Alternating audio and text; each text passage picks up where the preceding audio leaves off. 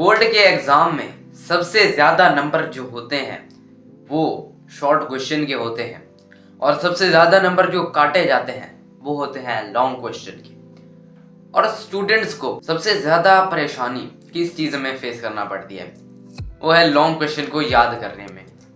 तुम कितनी भी कोशिश कर लो, एक लॉन्ग क्वेश्चन के बहुत से पॉइंट तुम्हें मिस हो जाएंगे। तुम अगर एक लॉन्ग क्वेश्चन याद करने बैठोगे 1.5 पेज का, तो तुमसे याद और वहां पे जो प्रेजेंट होगा वो 1.5 पेज का होगा। क्यों? क्योंकि तुम्हारे जो लॉन्ग क्वेश्चन को याद करने का तरीका है, तुम्हारे जो लॉन्ग क्वेश्चन को प्रेजेंट करने का तरीका है वो रट्टे का है। तुम कॉपी पेस्ट करते हो, ना कि कॉन्सेप्ट लगाते हो। आज इस टॉपिक में तुम्हें बताने वाला हूं कि तुम कैसे एक लॉन्ग क्वेश्चन को बोर्ड के एग्जामिनर के व्यू के जरिए प्रेजेंट कैसे करोगे। तो सबसे पहले हम बात करते हैं कि तुम्हें लॉन्ग क्वेश्चन याद कैसे करना है। तो सबसे पहले तुम्हें ये डिसाइड करना है वो लॉन्ग क्वेश्चन किस सब्जेक्ट का है। बायोलॉजी, केमिस्ट्री, मैथ या फिर कोई और सब्जेक्ट भी हो सकता है, जैसा कि तर्जमातुल कुरान है, मुताला पाकिस्तान, इन सब में लॉन्ग क्वेश्चन होते हैं। तो सबसे पहली जो चीज है वो तुम्हें लॉन्ग क्वेश्चन का टाइप डिसाइड करना है, ठीक है। अब तुमने अपनी उठानी है बुक। देखो, इस बुक को हमने उठा लिया। अब उस पेज को खोलेंगे जो तुमने पढ़ाई करना है। तो हमने लॉन्ग क्वेश्चन उठा लिया है चैप्टर नंबर 1 में, एम्फीसीमिया में। तो एक जो नॉर्मल स्टूडेंट होगा वो कैसे स्टार्ट करेगा, एम्फीसीमिया, उसका डेफिनेशन लिख के फिर अपना नोट भर देगा, जो बड़ी मुश्किल से 1 पेज तक जाएगा। लेकिन तुम्हें वर्क करना है स्मार्टली।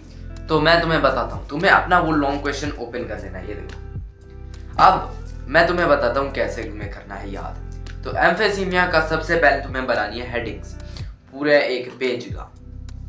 तो सबसे पहला जो एम्फीसीमिया का डिफाइन हम बात करते हैं, ये बायोलॉजी के, तुम अपने हिसाब से कर लेना। पहली लाइन पे लिखोगे it can be defined as, उसके बाद तुम नीचे उसके डिफाइन लिखोगे। दूसरे नंबर पर तुम्हें ये चीज सोचनी है, ये है क्या, ये एक डिजीज है एम्फीसीमिया। सो डिजीज के कॉजेज भी होते हैं कि नहीं होते? होते हैं, कॉजेज लिखेंगे। कॉजेज भी होते हैं, उसके बाद क्या होते हैं, सिम्टम भी होते हैं कुछ डिजीज के, सिम्टम्स लिखेंगे। और डिजीज के ट्रीटमेंट भी होते हैं, हम ट्रीटमेंट लिखेंगे। ये तुम्हें हेडिंग्स बनानी है। अब जब तुम हेडिंग्स बनाओगे तुम्हें याद आ जाएगा कि सिम्टम्स क्या थे। या फिर तुम्हें नहीं पता तो एम्फीसीमिया का जब तुम डिफाइन देखोगे तो तुम्हें क्या मिलेगा, destruction of wall of alveoli, यानी कि रेस्पिरेटरी सिस्टम की डिफाइन है। इसमें रेस्पिरेटरी सिस्टम में कोई फॉल्ट आ जाता है।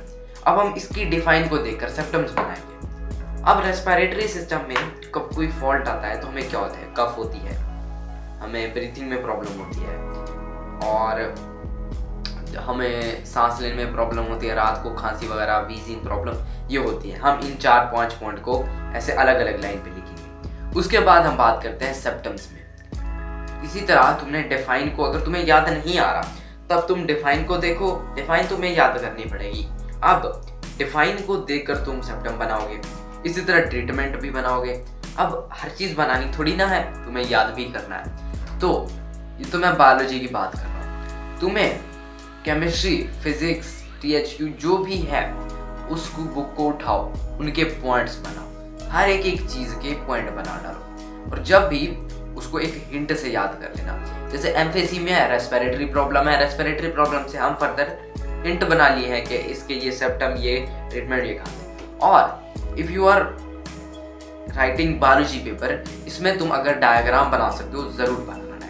डायग्राम्स के नंबर नहीं होते लेकिन ये एक अच्छा इंप्रेशन बनता है। जब तुम ये चीजें लिख लो, इस चीज के बारे में, इस टॉपिक के बारे में जितनी इंफॉर्मेशन तुमने बचपन से लेकर आज तक पढ़ी है उसको लिख दो। क्योंकि हमें खाली कुछ भी नहीं छोड़ना, वो इंफॉर्मेशन ट्रू होनी चाहिए, ठीक होनी चाहिए।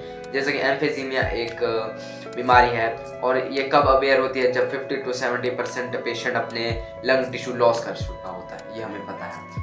और इससे फर्दर हमें डिजीज हो सकते हैं। ये एक पॉइंट बना के लिख दो। अब मैं तुम्हें एक स्टोरी बताता हूँ। When I was writing my biology paper, उसमें एक शॉर्ट क्वेश्चन आया था नर्व पर। अब मुझे नहीं पता था ये कहाँ से आया है, तो मैंने सोचा नर्व होता कहाँ है। So just I write nerve is present in our brain and spinal cord. मुझे यही पता था। फिर मुझे याद आया 7th क्लास के अंदर मैंने नर्व की डायग्राम बनाई थी, मैंने वो भी बना दी।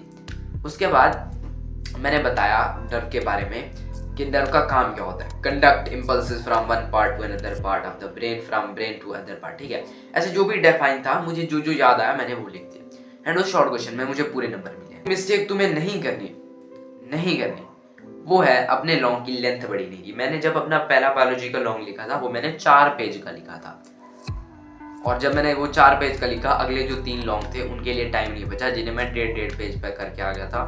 तो अपने लॉन्ग को मेंटेन रखो। द मैक्सिमम लेंथ जो तुम रख सकते हो वो है 2 पेज, और मिनिमम 1 पेज से ज़्यादा लिखना ताकि तुम्हें पूरे नंबर मिले।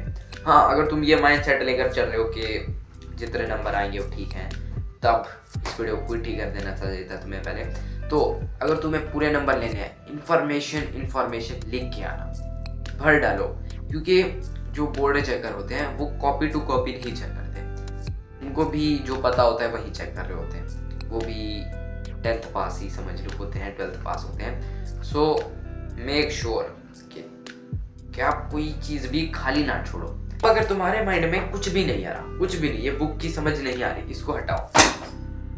अब आप जाओ बोर्ड की पर। बोर्ड हर साल अपने ना हर पैटर्न के मुताबिक की देता है, वो तुम गूगल क्रोम पर सर्च करना, उस की के मुताबिक तुम्हें एक एक चीज़ हेडिंग में मिलेगी। उस हेडिंग को उठाओ, जिस तरह से हेडिंग्स बनी है वहाँ पे तुम अपनी बुक में वैसे बनाओ या फिर वैसे याद कर लो। आई कैन गारंटी यू कि तुम अगर उसे लिखोगे और उसमें तुम जो इन्फॉर्मेशन है वो ठीक है 70% ठीक है, 30% गलत है, तब भी तुम्हें पूरे नंबर मिल सकते हैं। So just trust on your self. तुम्हें जो एक ही काम करना है वो है हेडिंग्स बनाओ, और हेडिंग को याद करो, और इन्फॉर्मेशन अपने माइंड में स्टोर रखो कॉन्सेप्ट के साथ, रट्टे वाला नहीं।